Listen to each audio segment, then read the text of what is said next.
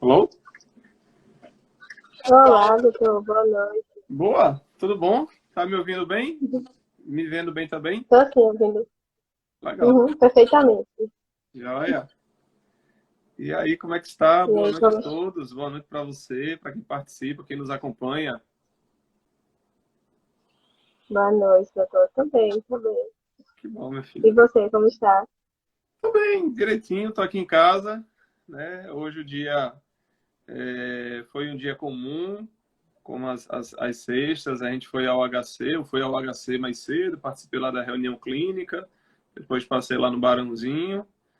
Depois vim aqui para casa, fiquei aqui matando tempo, dando uma lida, esperando aí chegar esse momento dessa live aí tão maravilhosa. Boa noite ao Quero pessoal que está agradecer, entrando aí. viu, desde já a sua disponibilidade. É um prazer enorme ter o senhor aqui com a gente. Apesar de já lhe ter em sala de aula, né? Mas compartilhar um pouquinho desse conhecimento aqui em rede aberta é bem legal, é bem importante para a gente também do projeto. Aprendemos juntos, dividimos experiências juntos. Para mim é um prazer também estar por aqui, bater esse papo com você, com os amigos que estão nos acompanhando aí na live. Né? Meus cumprimentos a todos que estão entrando, deixando aí uma boa noite. Então, vamos lá, né? Iniciar esse bate-papo, então, que é a ideia, né, do nosso projeto de extensão. Então, o projeto ele tem esse nome, Ginete Macho em Foco, que é um projeto de extensão vinculado à nossa liga, né, a Liga de Ginecologia e Mastologia da UFPE. E aí a gente tem essa ideia de trazer lives e promover esse bate-papo aqui para nossos seguidores. E essa é a nossa segunda live desse ciclo do projeto. É uma ideia que já vem desde o ano passado. E a gente vai trazer esse tema, infertilidade, e eu acho que foi muito oportuno. A gente vir logo com o senhor para esse tema, então foi muito legal essa sua disponibilidade. E, enfim, muito obrigada. Eu queria me apresentar para o pessoal, né? Então, gente, esse é o Dr. Agostinho. Depois você fala também de você. Ele é ginecologista e obstetra, especialista em reprodução humana e toco-ginecologia. E ele está aqui com a gente para a gente tratar desse tema de infertilidade e tirar algumas dúvidas, promover conhecimento aqui. Então, se quiser mandar perguntas, pode ir mandando também no chat, tá certo? Eu queria que o senhor se apresentasse e até falasse um pouquinho assim dessa jornada para a sua carreira, porque aqui a gente tem um monte de estudantes de medicina também assistindo, então aproveitando para a gente ter uma ideia, né, dessa especialidade. Joia. Bom, primeiro, obrigado pela apresentação, né? Eu sou Agostinho, sou professor da universidade, né? Sou preceptor lá da gravidez do alto risco e trabalho no Centro de Reprodução Humana. Mas simplesmente Agostinho, amigo de vocês, né? E parceiro aí de todos os graduandos e pós-graduandos. E um entusiasta dessa área, né? Uma área encantadora, uma área maravilhosa que é reprodução humana. E para quem pensa ou considera como sendo uma possibilidade na carreira, depois que eu concluí o curso de medicina, eu fiz a residência médica em ginecologia e obstetrícia, depois eu fiz a residência médica em reprodução humana, e hoje atuo, né, como especialista em reprodução humana já há 14 anos, vai fazer 14 anos, né?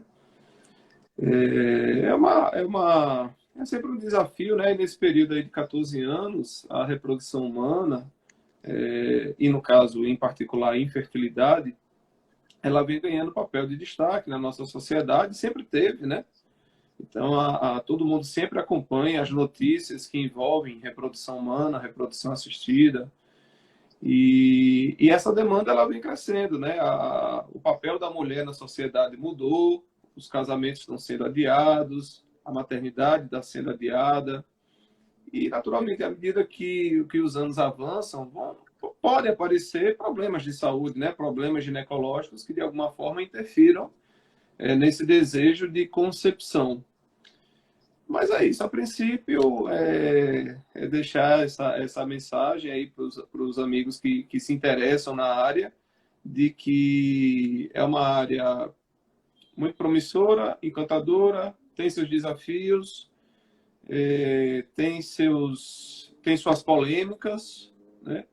E ela transita muito também nas áreas, né? O convívio nas áreas de biodireito, bioética e urologia, ginecobstetrícia, enfim. De fato, eu acho que a medicina precisa se voltar para essa questão da reprodução em si, da infertilidade, por conta dessa mudança cultural, né, envolvendo as mulheres. Acaba que, hum, apesar de muitas quererem, de fato, engravidar, ter filhos, né, posterga porque no momento as, as prioridades são outras, né, carreira, estudo, então, de fato, parece que segue para esse caminho mesmo, né, de um aumento da demanda desse serviço. E aí eu queria começar trazendo assim, definição da infertilidade, o que é a infertilidade em si para a medicina, sabe? Certo. Se você puder. A Aline, uma das seguidoras aí que está acompanhando a nossa live, estava perguntando do que a gente falava. Aline, a gente vai falar um pouquinho de infertilidade, né? E das áreas que envolvem. Eu falava há pouco das áreas correlatas, né? Das áreas irmãs. Não poderia deixar de citar também a psicologia, né? Já que a infertilidade ela acompanha um componente emocional muito importante. Então, assim, em relação à definição, leva-se em conta, por exemplo, num casal jovem, né, de bons antecedentes, aparentemente sem nenhum histórico passado ou evento que esteja ou que possa estar diretamente ligado ao quesito fertilidade, né, reprodução. Então, depois de um ano de tentativas, a gente já pode abrir espaço aí para a investigação. Deixar meu abraço aí para o amigo Eduardo Tavares, que entrou aí agora, grande personal. Em relação à idade, que é um outro ponto importante, então, assim, quando a gente pergunta, jovem, o que é jovem? Todos nós somos jovens, na realidade, né? Alguns mais jovens, outros com mais tempo de juventude. Então, no caso se a gente pensar, por exemplo, que a mulher ela tenha 35 anos ou mais, então aquele tempo de 12 meses cai para 6 meses. E independente da idade, né, se o casal, seja a mulher, seja o homem, enfim, se houver uma evidência de um problema ligado à concepção, à infertilidade ou à fertilidade, a investigação é imediata. Entendo. E aí exige, de fato, esse até acompanhamento psicológico, né, por conta de todo o contexto que envolve ter o filho, toda a expectativa, né, que se gera, eu imagino. Assim, Pode falar. não, a questão da expectativa ela é muito grande, né? Porque, assim, quando um casal ele decide procurar ajuda, já vem de algum tempo, né? Discutindo e tentando e pensando se já é o melhor momento, se não é. Fica aquela esperança de que, será que não vai ser nesse próximo mês que vai acontecer? Então, assim, se a gente parar para pensar, o casal ele vai expor detalhes da vida íntima, né?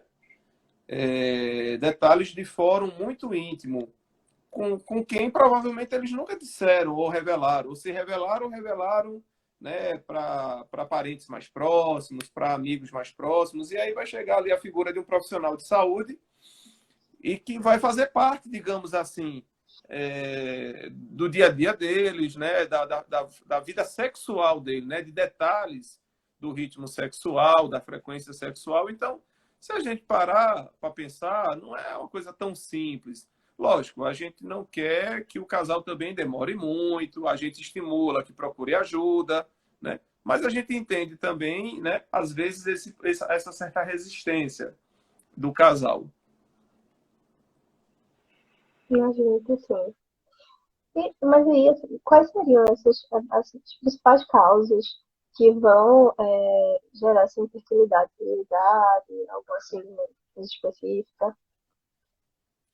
Então, veja, hoje a gente fala muito que a infertilidade ela é conjugal, né? Então, a Sociedade Europeia de Reprodução Humana e Embriologia, ela propõe, por exemplo, que você subtraindo aqueles 10%, 5, 10% de infertilidade sem causa aparente, fica meio a meio, né? Em relação a essa dificuldade. Assim, em relação ao homem, seriam alterações na produção espermática. Então, assim, a gente fala muito de idade em relação à mulher, né?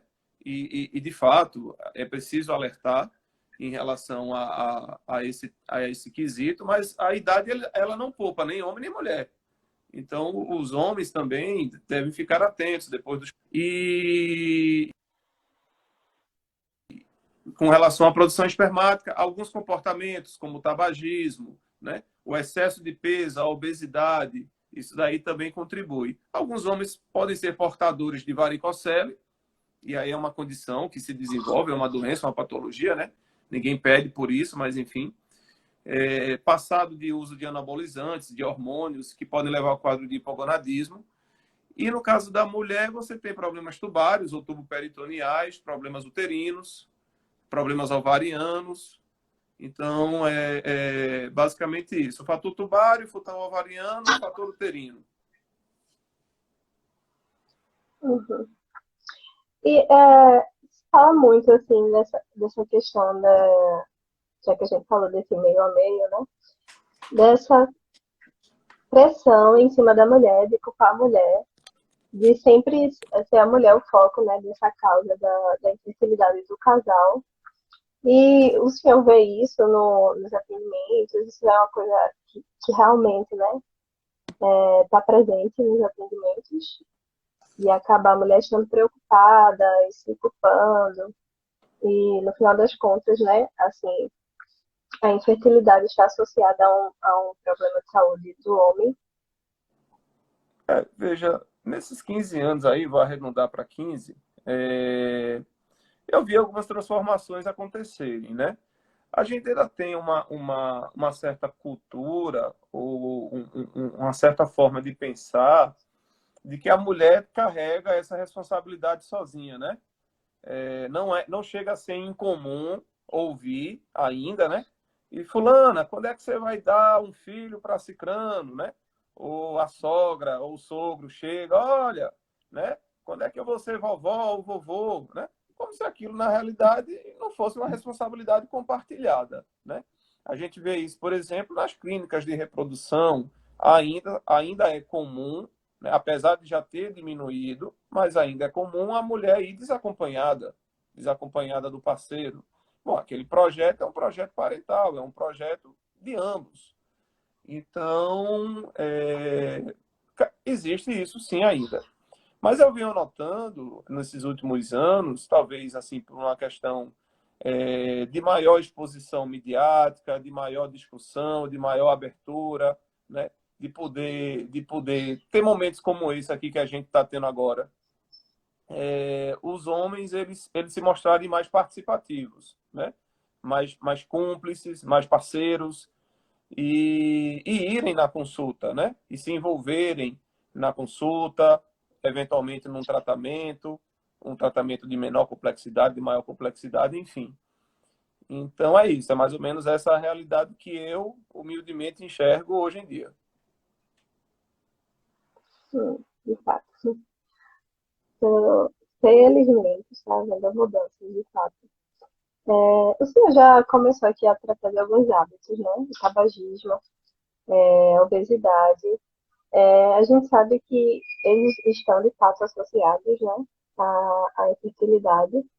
Teria algum outro hábito ou alguma prática que já esteja, assim, se encaminhando para comprovar, o GX comprovado que interfere na fertilidade do casal? Um hábito, veja, assim, tudo que você puder fazer no sentido de melhorar a saúde, né? A homeostasia do organismo, ela é válida. No caso do homem, além dessas condições que a gente citou, varicocele, que não é uma coisa que dependa propriamente, né? Ninguém, sei lá, sofre um trauma Uhum. testicular porque queira, uma infecção porque queira, ou qualquer coisa assim.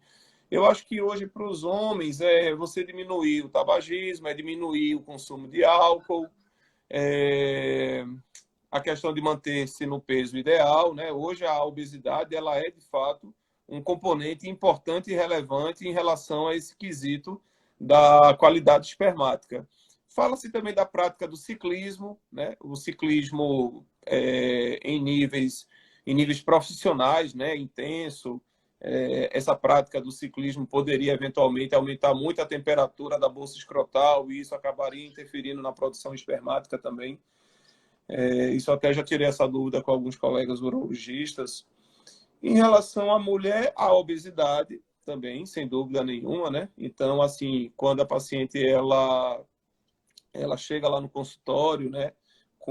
Eu normalmente sou muito cuidadoso nessa questão, porque assim, o modo como cada um se enxerga é muito peculiar, né? Então, às vezes a paciente ela pode estar acima do peso, mas ela nem se reconhece, né, propriamente. Então, eu digo assim, olha, e você acha que está acima do peso? Tô, doutor, tô acima. Muito ou pouco? Doutor, tô pouco, tô muito. Aí a gente faz aqueles cálculos, aquele índice de massa corpórea, vê se circunferência abdominal, afere a pressão, enfim, vê essas outras coisas, para poder mostrar, olha, veja, é preciso que você volte a praticar atividade física, é preciso que você tenha uma alimentação mais balanceada, é preciso que você perca peso, né? Então, assim, já é notório não, assim, mas já é de grande conhecimento de que a perda de peso ela facilita, melhora a taxa da ovulação, melhora o padrão, né, de pulsatilidade das gonadotrofinas, principalmente se a gente pensar na paciente que tenha passado de ovário policístico, de repente. O tabagismo também, né, é uma coisa que pode influenciar negativamente. Então, são esses comportamentos de qualidade que valem a pena fazer. A Aline está perguntando se eu faço fertilização. Sim, Aline, eu trabalho numa clínica, né, no centro de reprodução humana. Aqui, olha as perguntas. É, e aí a gente tá vendo, né, que exige certas mudanças, exige um acompanhamento um pouco mais completo do que apenas a fertilização. Tendo em vista esses fatores, assim, qual o tempo que um casal deve procurar, assim, o tempo de antecedência que o casal deve procurar no planejamento familiar antes de fato, começar a tentar engravidar, que seria uma faixa assim mais segura, Então, veja, ideal, digamos. sim, sim. A Sociedade Americana de Medicina Reprodutiva, em 2013, apesar de parecer fazer tempo, mas ainda está em voga, a Sociedade Brasileira de Reprodução Humana também acompanha esse boletim, dizia em relação, emitiu um alerta, né, um boletim a respeito de idade da parceira, idade da mulher e fertilidade. Então, ela dizia que a partir dos 35 anos, a fertilidade da mulher vai caindo progressivamente, a chance de desenvolver ginecopatias aumenta, a taxa de abortamento também aumenta.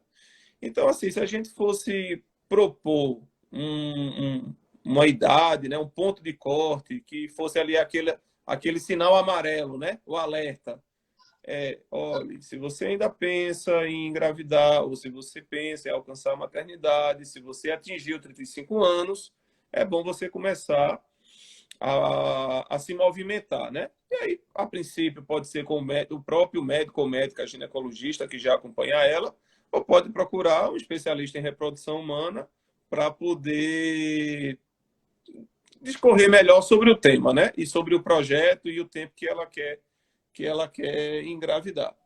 Mas, sem dúvida, a questão para engravidar, né, quanto mais cedo a paciente se decidir, é melhor no quesito do pico de fertilidade. A gente tem um pico de fertilidade que vai aí até 30, 32 anos.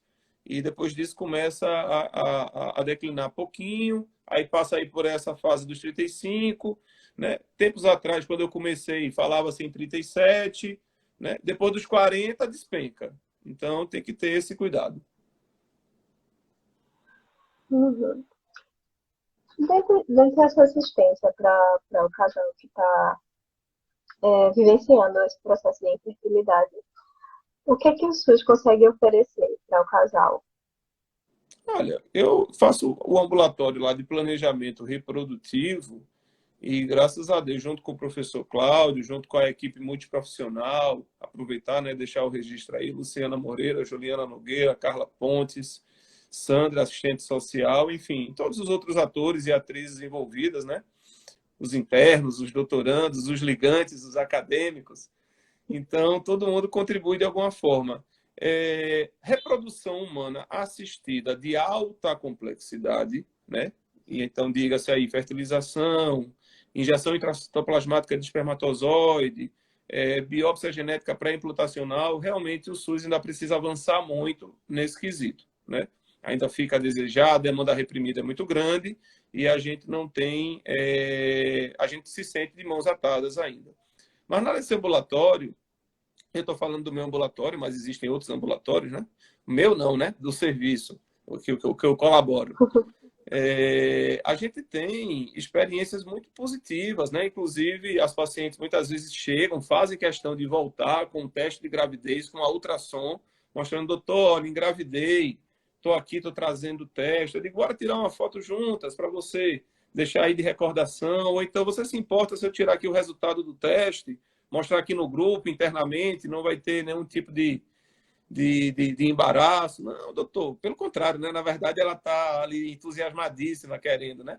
Então, a gente já teve resultados de gestações positivas e, poxa, isso é muito gratificante, né? As pacientes chegam com cartão pré-natal, no Hospital das Clínicas, nesse ambulatório do planejamento familiar, comigo, com o doutor Cláudio, né? Elas fazem questão de levar a criança depois, enfim, então tem sim espaço para ajudar, né? Quando a gente fala reprodução, é natural que venha na mente a ideia da fertilização, né? Mas reprodução, ela é muito mais do que esses casos que envolvem a necessidade de fertilização. Às vezes é a questão de um coito programado, de você sincronizar melhor o momento do coito, né? Da janela da fertilidade. Às vezes é uma questão da frequência sexual, o casal, de repente, o parceiro viaja, a mulher viaja no período fértil, não engravida, e ele não se dá conta disso, e você ajusta, né? Você faz ultrassom para poder monitorizar e acompanhar o crescimento da ovulação, você pode dar indutor da ovulação para a paciente engravidar, você pode oferecer uma videolaparoscopia para poder desfazer aderências tubárias e melhorar aquela relação trompa-ovário e ela conseguir engravidar. Você pode fazer esteroscopia para retirada de mioma. Então, veja, na realidade são várias as possibilidades, né? O que nos deixa triste, óbvio, às vezes, é quando você tem aquele caso mais fechado, mais restrito, de um problema mais sério, e que aí você diz, olha, daqui para frente eu não tenho muito mais o que te oferecer por aqui pela rede pública. Aí isso realmente deixa o coraçãozinho apertado, né? Você se comove, se compadece. Então, eu acho que é uma coisa que as secretarias de saúde, que o governo deve priorizar, deve entender que infertilidade é um problema de saúde pública, né? E que mexe com o emocional do casal, da mulher, do homem. Então, organicamente, ele pode até ser uma pessoa que tem a capacidade laboral, mas psicologicamente pode estar abalado, pode estar abalada. Entendi. Eu estou falando agora das mães voltando, né? Dos pais voltando com o bebê. Volta aquela ideia, né? Dessa intimidade que precisa, né? Ser estabelecida entre o médico e o casal, né? Imagina as fofurinhas chegando lá para conhecer o senhor. Isso, E isso. aí,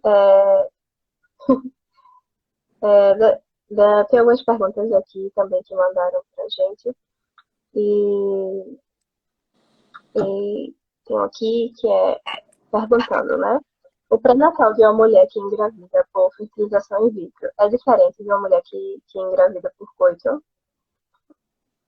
A concepção por fertilização, ela normalmente envolve uma condição pregressa, mais delicada.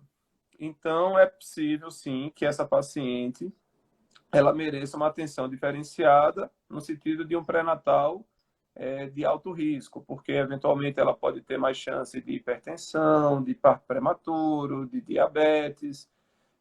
Mas assim, vai envolver muito quais foram os comemorativos dela, né? Do que levou até aquela Uhum. fertilização. Eu posso ter uma paciente com pré-natal totalmente inocente, assintomática. E outra coisa, é uma paciente normalmente muito bem consciente e orientada, né? Porque passou por um tratamento que envolve várias etapas. Então, ela sabe como é importante ela poder seguir direitinho aquelas orientações. É... Mas é isso. Então, assim, pensando em fertilização, sim. Esses casos, por exemplo, que eu citava há pouco, das pacientes que voltam para a gente lá, boa parte deles, a gente diz, ó, que bom, foi superada aquela dificuldade inicial, graças a Deus, não era um problema muito mais sério, nada mais grave. Você, como tem bons antecedentes, é rígida, não tem pressão alta, não tem diabetes, não tem obesidade, não tem nada disso, pode iniciar seu pré-natal lá no postinho, na policlínica, num serviço de risco habitual, e como você já é matriculado aqui no hospital, se eventualmente houver essa necessidade de fazer uma interconsulta com o médico obstetra, né, para uma condição, avaliar uma condição de alto risco, sim, é possível. Né? Então, você vê que depende muito desses casos, da complexidade do caso e do quadro, né? Daquilo que envolve a paciente. Então, a fertilização normalmente requer uma atenção redobrada. Uhum. Imagino. Então, por exemplo, situações em que a problemática envolvia uma quantidade inferior de espermatozoides, seria mais ou menos, possivelmente, um casal que poderia ser acompanhado no pré-natal da unidade, né? Um exemplo. Sim, sim, sim. Uma paciente que Não é possível. uma paciente que estava com uma infertilidade sem causa aparente, vamos dizer assim, ou ainda que estava com um problema de anovulação. E aí você deu um indutor de ovulação, a paciente engravidou, perdeu peso, né? Ela se abraçou com aquela causa, com aquele compromisso, né? Uma coisa importante, tem que ter essa disciplina com o tratamento. Então, ela abraçou aquele compromisso, voltou à atividade física, a pressão melhorou, as taxas melhoraram, ela voltou a ovular, conseguiu engravidar, ou seja, uma paciente que está muito bem, obrigado. Né? Então, é uma paciente que pode fazer o segmento sem nenhuma dificuldade. E volto a dizer, veja, quando é que você encaminha para o alto risco? É quando você sente que aquele teu recurso é, tecnológico, aquele teu parque diagnóstico, aquelas tuas ferramentas avaliativas não estão sendo suficientes. Mas enquanto você estiver numa situação onde o exame clínico, né, a condição clínica da tua paciente, toda aquela sequência que envolve o pré-natal, ela está cumprindo aquelas metas, né? Então tá tranquilo, você pode fazer o segmento pré-natal sem nenhuma dificuldade, né? Agora, claro, a cada consulta você vai fazendo essas atualizações. Você vai perguntando como é que ela se encontra, como é que está, vai verificando a pressão, ganho de peso, altura do fundo, tudo aquilo aí que a gente já sabe. Tá bom. Deixa eu seguir aqui. Ah, uma próxima pergunta vem trazer mais essa questão mais ética, né, do processo, e aí perguntaram assim, como é a questão dos embriões excedentes? Pode doar para alguém? Como funciona? Olha, por coincidência, agora no mês passado, lá no Congresso de Reprodução Humana Assistida, na SBRA, foi lançado um livro, né? Eu vou fazer até o merchan aqui um pouquinho, né? Foi lançado um livro que eu participei de um dos capítulos que falando justamente da produção de embriões excedentes, né? essa questão que naturalmente envolve toda uma preocupação em relação à quantidade de embriões. Quando a paciente procura a clínica, ela quer alcançar o sucesso do tratamento. O sucesso do tratamento é aquele bebezinho no colo dela dali 9 meses, né? Então, matematicamente falando, pragmaticamente, né, faz sentido, de repente, você fazer um tratamento onde você tem uma produção de embriões, né, que permita, de repente, uma tentativa ou duas, né, ou uma ou duas ou três, né? Mas você, ao mesmo tempo, também tem que ter esse cuidado, né, bioético, jurídico, psicológico, de que aqueles embriões excedentes, eles vão estar lá congelados e que, eventualmente, o casal pode se dissolver, pode separar-se, pode não querer mais, né? Independente se ele conseguiu alcançar ou não a maternidade, a gestação, né? E aí entra todo aquele aspecto jurídico que envolve o embrião, início da vida, o que é que pode, o que não pode fazer. Lógico, o CFM, eu costumo falar, o colegiado, ele sempre se reúne para poder extrair dali os melhores conceitos ou recomendações na forma da resolução, que normalmente sai, né? Então, de acordo com a última resolução, certo? Essa agora do mês passado, aliás, desse mês, né? Desse mês, estamos em setembro ainda, desse mês, que foi a 2320, o que é que você tem? Antes até de fazer o congelamento, antes até de começar o tratamento, né?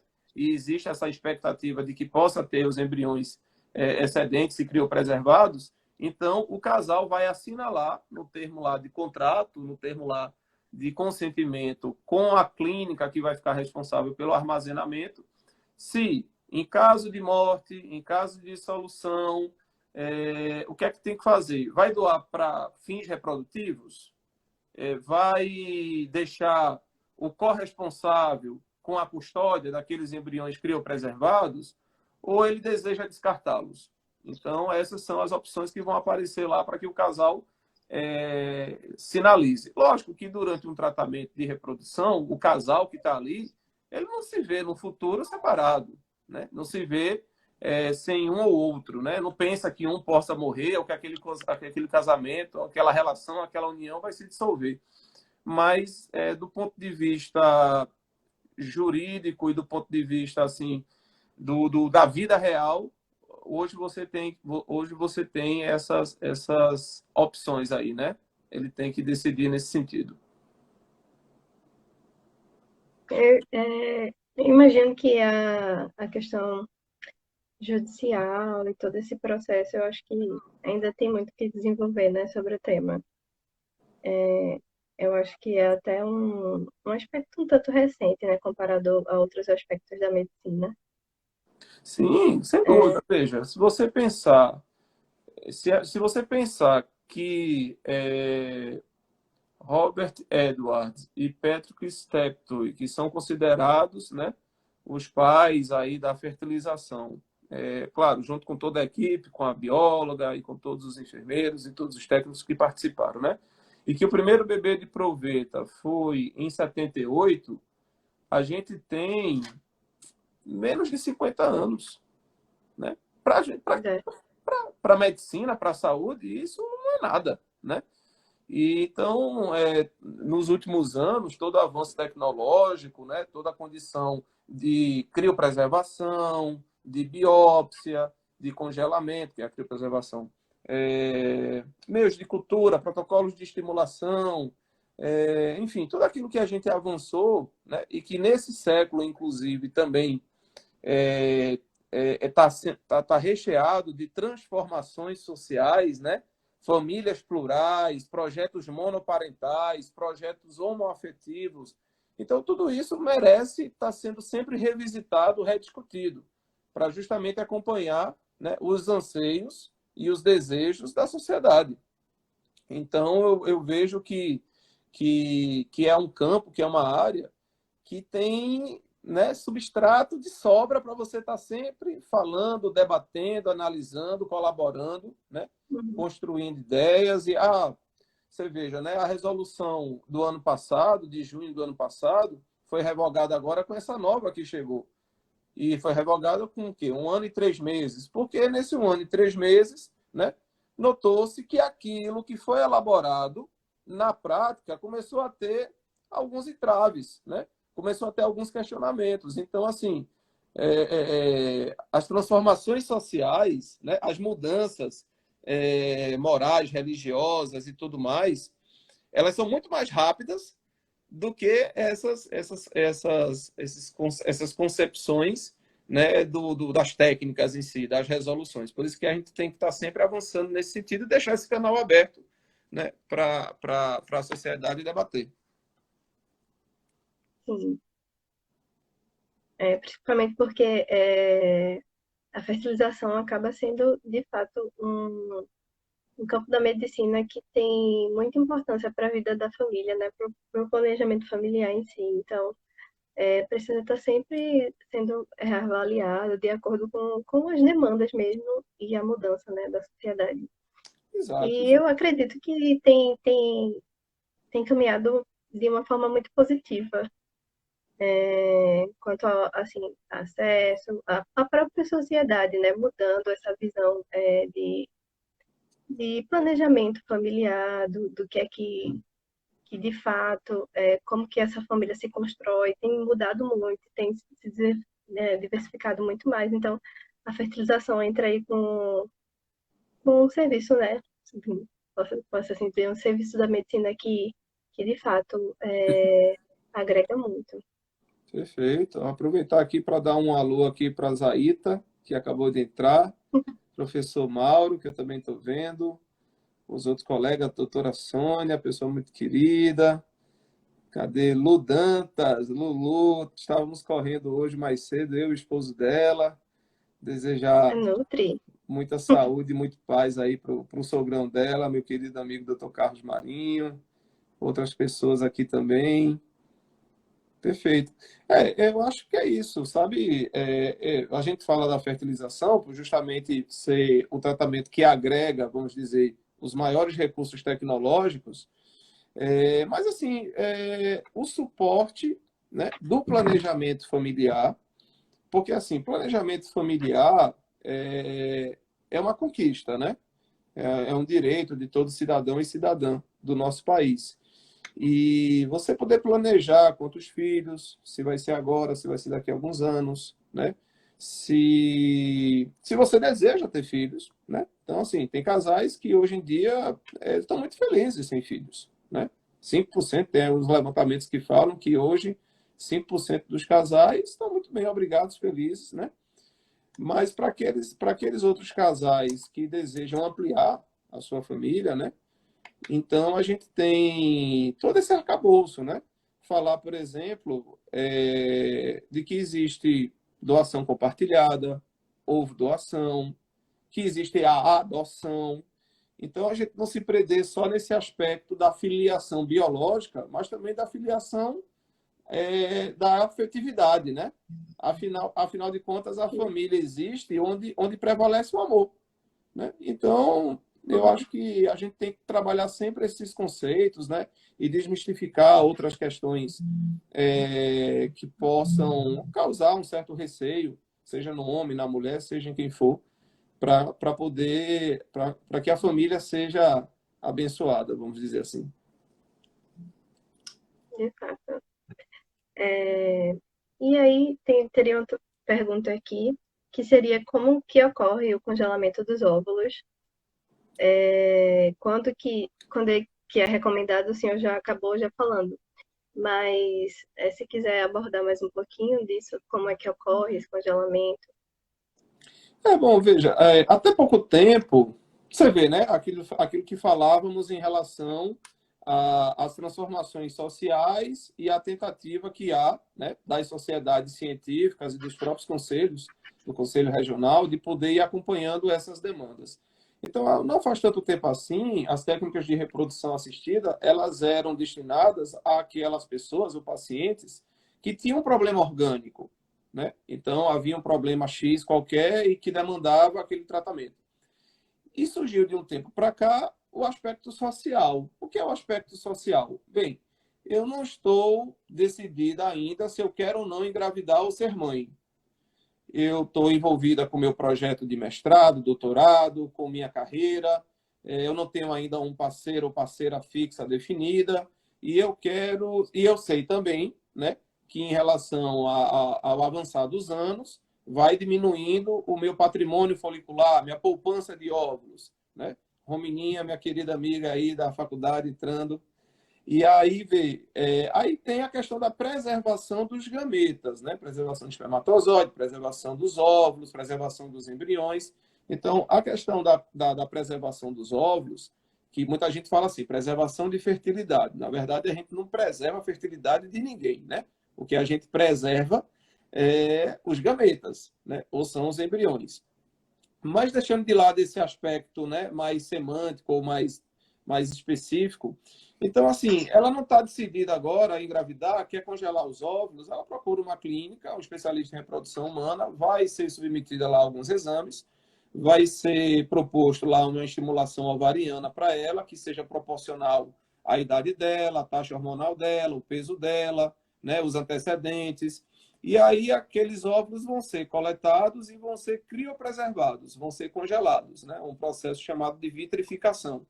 E aí vai ser pactuado ali com a clínica contratante, né, os valores e taxas de manutenção, e ali daqui 1 ano, 2 anos, 3 anos, enfim, quando ela decidir, né, utilizar aqueles óvulos para tentar alcançar a maternidade, ela tem aquele banco como se fosse, digamos assim, uma forma de aumentar as chances dela alcançar a maternidade. Então, ela pode tentar ela própria, né, naturalmente, ou enfim, e se de repente experimentar uma dificuldade para engravidar, ela tem lá aqueles óvulos. E não sei, foi outra pergunta que você fez, foi a questão da preservação dos óvulos e... Seria quando, né, que é Sim, recomendado? O senhor pronto. acabou já. Se a gente se basear naquele boletim que foi emitido aí há quase 10 anos pela Sociedade de Medicina Reprodutiva, né, e que a nossa Sociedade Brasileira de Reprodução Humana e a Sociedade Brasileira de Reprodução Assistida também comum da mesma opinião, o paciente alcançou ali os 35, não está ainda muito bem resolvida ou decidida, é melhor ela já começar a amadurecer essa ideia, né, do congelamento dos óvulos. Mas Certo. nada impede que antes ela também procure, né? Nada impede. Como também nada Uhum. impede que depois ela procure. Só que, claro, quanto mais tempo ela for adiando e os anos vão avançando, e principalmente depois que ultrapassa os 35, 37, a resposta ao estímulo vai ficando mais modesta. Então, talvez precise de mais de um estímulo, precise de 2 ou 3, enfim. Então, é importante ter isso em mente, né? Sim, sim. Eu queria deixar agora esse momento, né, da gente final, para o senhor ficar livre aí para falar o que quiser sobre o tema, talvez desmistificar alguns mitos que possam existir, as dúvidas principais que as pacientes têm quando chegam no consultório. Uhum. Enfim, Olha, primeiro eu queria fique à agradecer. vontade agora. Tá, primeiro eu queria agradecer mais uma vez esse espaço, né, que vocês gentilmente me cederam, confiaram a mim, né? Espero ter correspondido à altura. Agradecer a todos que participaram, que reservaram um pouquinho aí do tempo da agenda, que é tão concorrida, para poder acompanhar a live, né? Deixar meu muito obrigado a todos os que eu já falei, já citei, aqueles que eu não pude falar. Meu querido professor Lindomar, agora que entrou aí da época lá do Piauí, de Teresina, no Colégio das Irmãs, minha saudação. E dizer assim, que reprodução humana, ela é um tema que merece ser tratado e que merece ser debatido, é, e alcançar e sensibilizar as nossas autoridades de saúde, nossas autoridades sanitárias, nossas autoridades, os governos, as secretarias. Eu sei que não falta força de vontade, né? Mas é a gente tentar avançar cada vez mais. Uma coisa que você citou um tempo atrás é de que o acesso vem melhorando, o acesso vem melhorando, mas o acesso ele ainda está muito restrito àquelas classes mais privilegiadas, assim, aquelas classes que não são tão necessitadas do SUS, né? Então ainda precisa alcançar mais as classes sociais mais humildes ou que têm menos recursos, não é verdade? Então é isso, é dizer que é um problema importante, é ter cuidado sempre na forma como você vai abordar e vai colocar para aquela paciente. Às vezes você não está sabendo, aquela sua amiga, vizinha, conhecida, parente e tudo mais, está enfrentando um problema de dificuldade e você, de repente, faz uma colocação mal calculada. Não, não, claro que sem querer, obviamente, mas enfim, sabendo disso, né? Tentar motivar e sensibilizar os parceiros, os homens, de que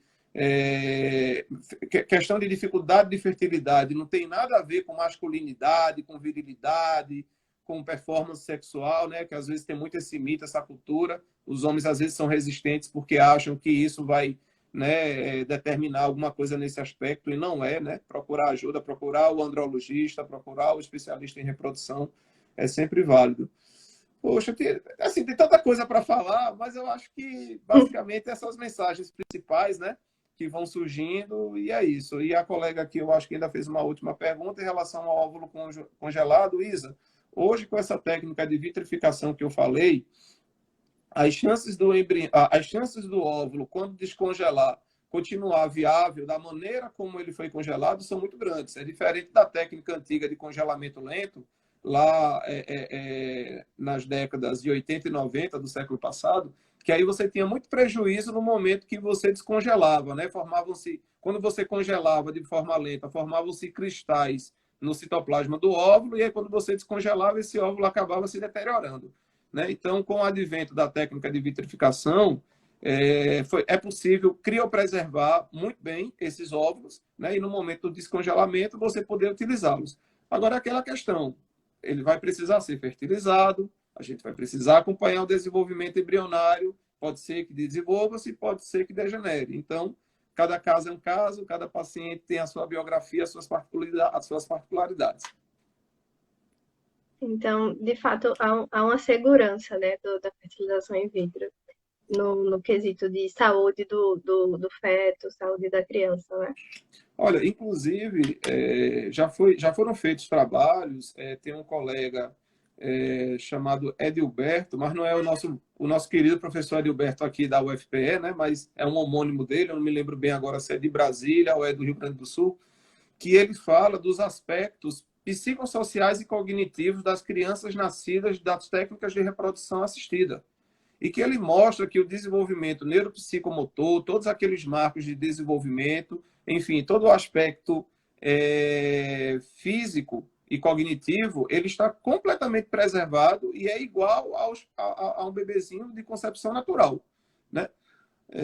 Isso se a gente considerar, né, aquela paciente que teve um pré-natal bem-sucedido, a gravidez a termo, que o bebezinho nasceu com boa vitalidade, né?